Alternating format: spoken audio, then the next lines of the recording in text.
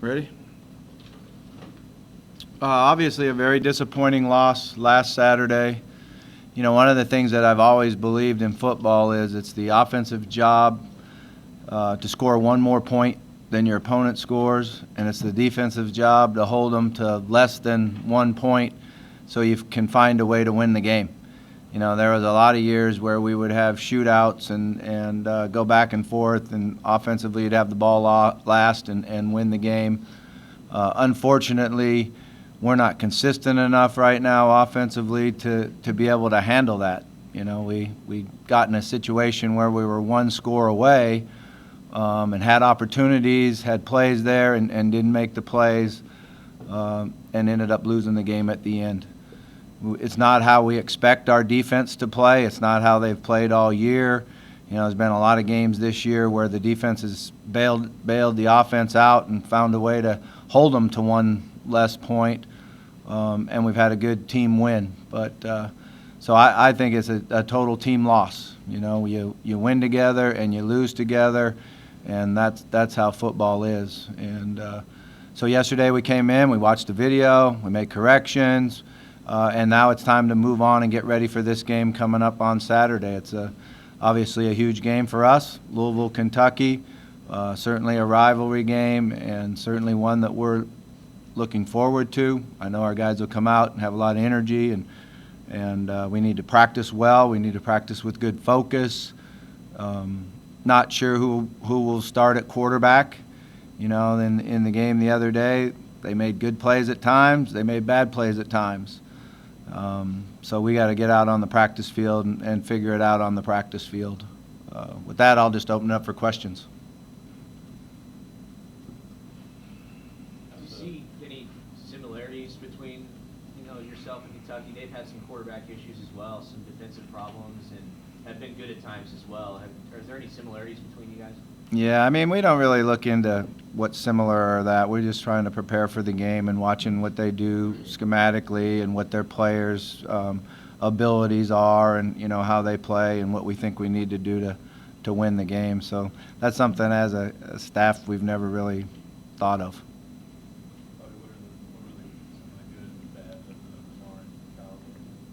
Well, Kyle took us down and got us a lead. Made some good throws, did a nice job on a naked, threw a touchdown, came back in one series and got the ball to Jamari down the middle. The next play, a touchdown pass in the end zone. But he missed some things in the run game. He missed some things in the quick passing game that, he normally wouldn't do. And then the interception, obviously we all know about that.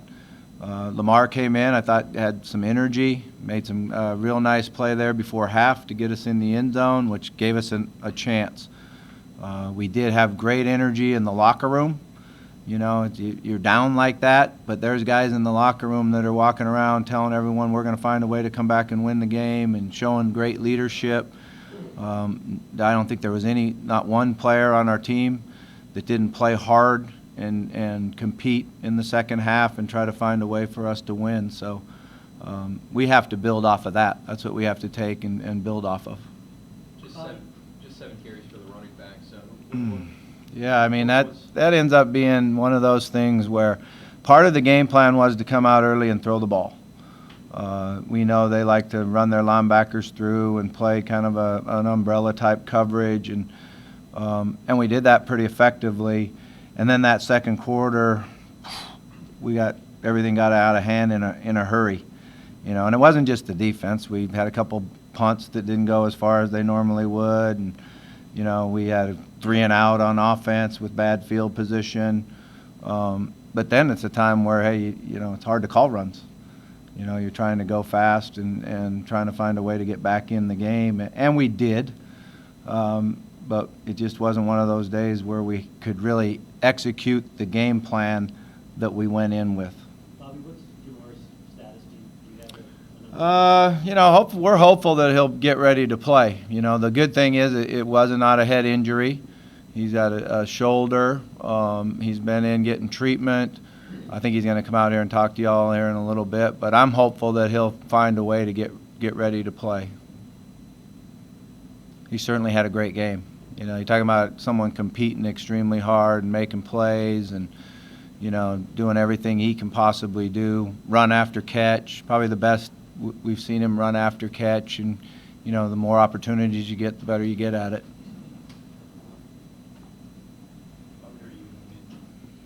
What do you kind of think about the Argonne in the last game? Still not sure who you're going to start. Yeah, that's hard. It is hard.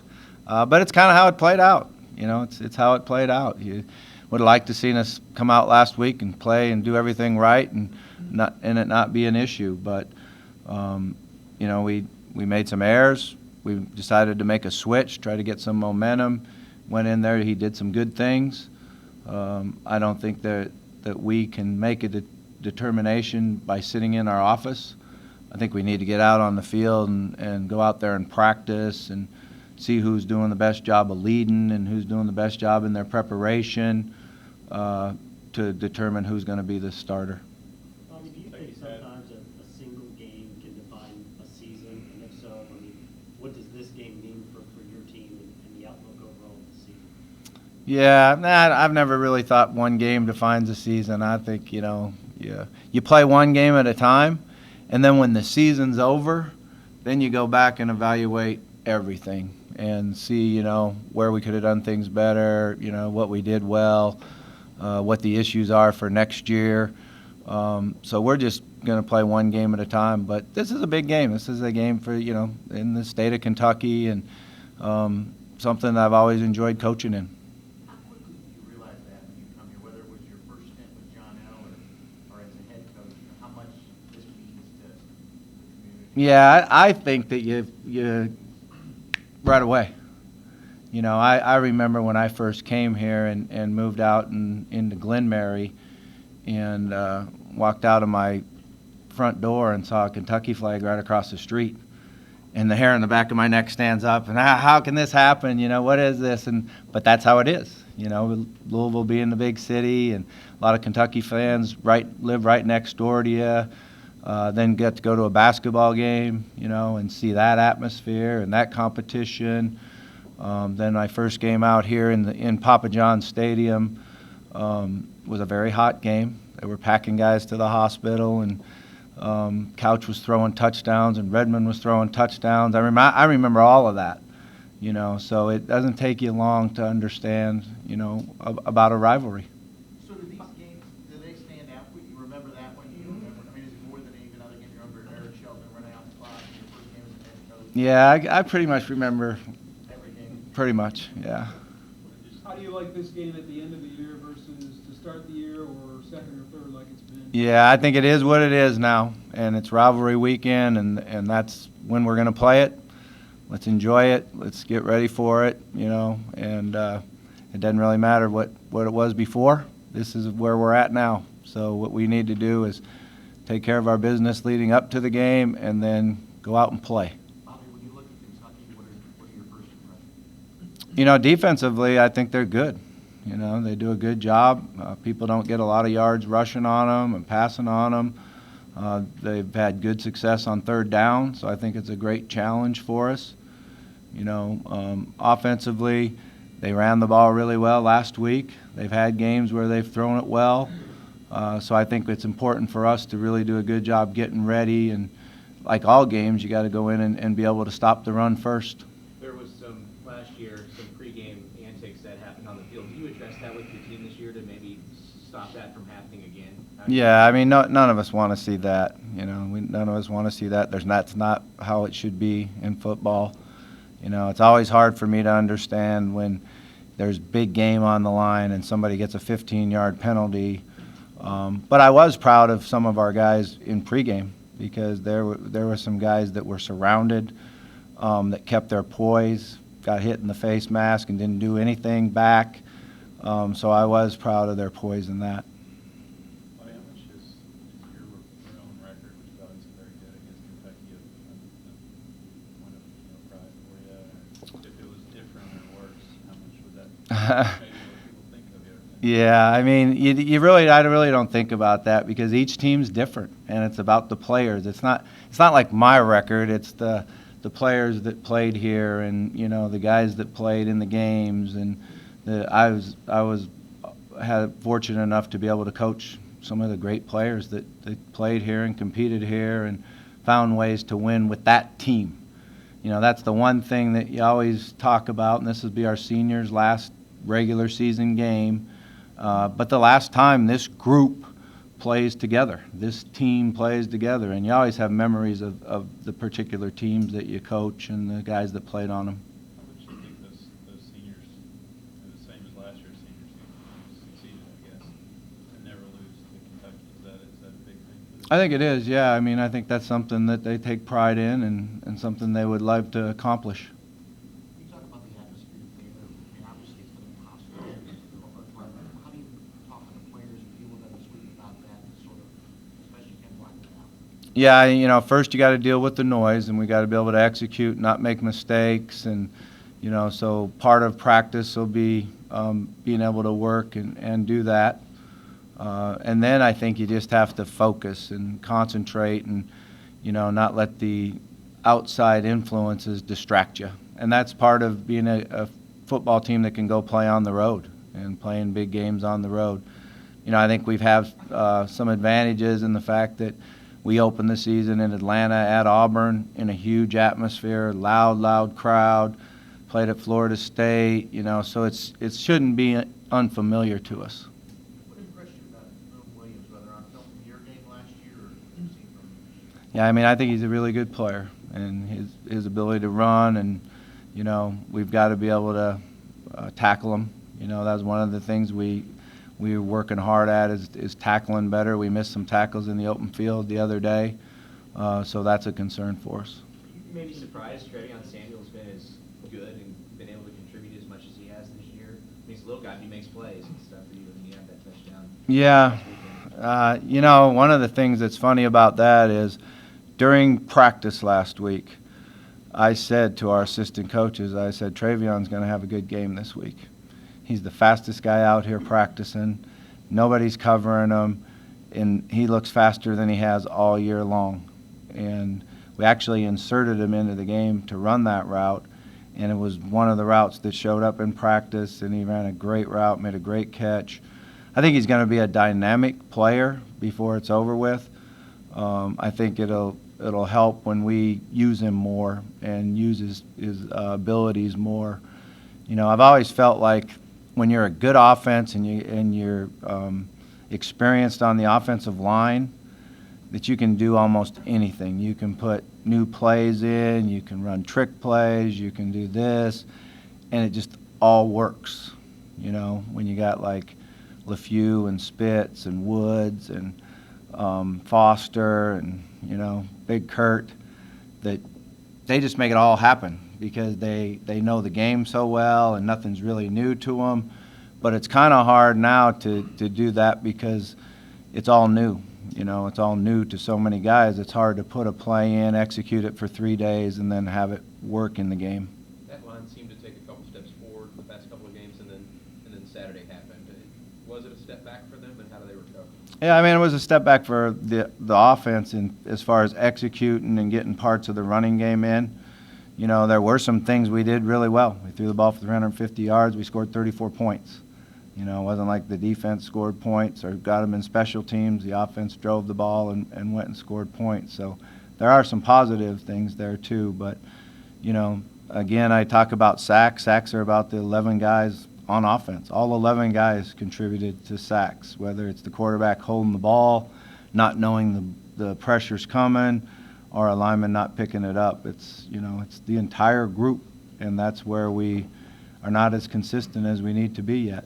You talked about Saturday, Lamar keeping his eyes downfield. How do you develop that? Is that just experience thing, or? Yeah, I mean, you develop it in practice and games and, you know, being able to concentrate and focus downfield, you know. And I think there's a number of quarterbacks out there that are having great years this year that I remember 2 or 3 years ago them struggling, you know, and understanding how fast the game is and how quick people blitz and how much people disguise. And so it's all just learning and growing up and getting better. Kentucky has had some struggle, I think, like Mississippi State with struggles against running quarterbacks. I mean, is that an opportunity for Lamar, you think? Hopefully he'll be able to run the ball. You know, that's something that's one of his strengths. And, He certainly, I think, is something that he's good at and does a good job of running the football, whether it's called plays or improvising off of drop back passes. It's a rivalry, obviously. How much do you actually go against them head-to-head in recruiting? We do some. I think you match up some, and some kids you don't. But we recruit, mostly in the South, so we don't really go into Ohio that much and see some of those guys. But there's a lot of kids that you recruit against each other. What's your thought about the prospect of 5 and 17 students? It's something you don't want to think about. It's something that's hard to think about. Too many bowls? There could be, if you're getting down to that. I think the one thing that is good about bowl games is that you're able to reward the players for a hard year of work. And if they can have some enjoyment out of it, and they can have a good experience, a positive experience that leads to helping them throughout the rest of their life, then they're probably worth having. And but there seems to be that's a 5 and 7. That's kind of hard. Do you ever worry that an opponent has maybe more motivating factors coming into a game, and is this a case of that this week with them trying to get bowl eligible, and then also the streak that you have going into this rivalry? No, you just play. You just go practice and play and try to do your job. I think that's one of the things as a coach, what you try to do is just prepare your team for what we need to do to get ready to go win a game. And you really don't think of anything else but that.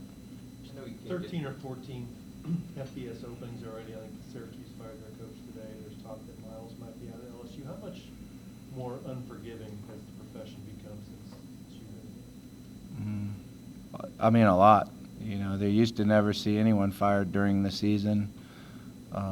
You always wonder how's that fair to the players on that team, or, but it's all probably because of the salaries we're all paid now. That's changed a lot too. So with the increase there and the pressure and the, the media and the way everything's covered, that's all different, way different than when, I first got in the profession. So it's just part of. Better or for the worse? Yeah, I mean, I hate to see somebody fired in the middle of the season. Even like these recent ones, I was saying, why couldn't they wait till like next Sunday? I just think that it's hard enough coaching young guys that have interests in school, things outside of school. It's still hard to motivate them, to keep their attention, to keep their focus. And now all of a sudden they know you're not coaching them next year. I think that challenges everything for a young man. For him to be able to keep his focus and keep his respect and keep doing the things you've been doing. There's even been, bowl games sometimes are hard when you're coaching seniors that are no longer going to be here anymore. We've had challenges in that sometimes. So I just think that's really hard. You talked about Lamar and making some mistakes the other day, but talk about his attitude for, he didn't play for a couple of weeks, and as a freshman, not all freshmen would come in and perform like he did. Yeah, I mean, he's had a great attitude. I think he's really worked hard out at practice. He's been very, very positive. He's worked hard on the technique and fundamentals that we're working to get better. He's never pouted, That says a lot right there. And that's all the quarterbacks. I've felt like all of them have been very good with their attitude and their ability to encourage each other. So it's a good group. It's a fun group to be around and coach. Bobby, for both programs, this probably, the season didn't work out the way a lot like thought in terms of positive. How much is this game a sort of a second chance in terms of a fun, kind of, for lack of a better word, sexy way to sink your teeth into something to finish strong? You know what I'm saying? This would be. You guys think about things a lot different than I do. I just think this is a game, man. This is a rivalry. This is Louisville, Kentucky. Let's go prepare. Let's practice hard. Let's go out and compete hard and play the game and enjoy the game, enjoy the atmosphere, have it fun for the crowd, fun for the people that, can call a better play than I can. That's one of That's one of the things I've always known is that I call a play and that there's 55,000 people in the stands that can call a better one. You know, I remember one time going with a buddy of mine who was an electrician, and at the time he was fixing gas pumps. And I drove with him. I think I might have been over Easter. Me and my wife went skiing, and he got called out. So I went with him, and he sat there, and I watched him do his job. I couldn't say one word to him. He got in the car, and I said, "Man, you got a great job." He said, "What are you talking about?" I said, "I have no advice for you. I don't know anything about what you just did, but everybody knows what I do. Everybody can be better at what I do, you know." So that's just kind of how I just look at it. Let's go play. This is great. This is fun. We got good team. I like the guys on our team. Let's go coach hard and go play the game and enjoy it. You're obviously above all this. But does anything stand out about Commonwealth Stadium and their crowd? Well, it might be fun to see the new stadium. You know, I haven't been in it since they redid it. The number one memory I have going back there is getting all ready for the game, and the lightning struck, and the rain came down, and they emptied the stadium. And here's my first game coaching college football, and I got to stand in the hallway and wait for like an hour and 40 minutes. And about 15 minutes into it, my little brother's in there coaching the offense up, going back and forth, and Eric Shelton finally said, "Coach, we got it. Relax." And so I kicked the coaches out of the room and said, "Just let them relax and you know, let's stop coaching for right now and get ready to go play the game." Last question. You're obviously above all of the partisan squabbling, but do you think your players find any motivation in preventing Kentucky from going to a bowl? I would hope they don't even think about that. It's really about us winning and finishing our season and, you know, playing for our seniors and taking care of our business. I think that's what the number one thing is. Thank you.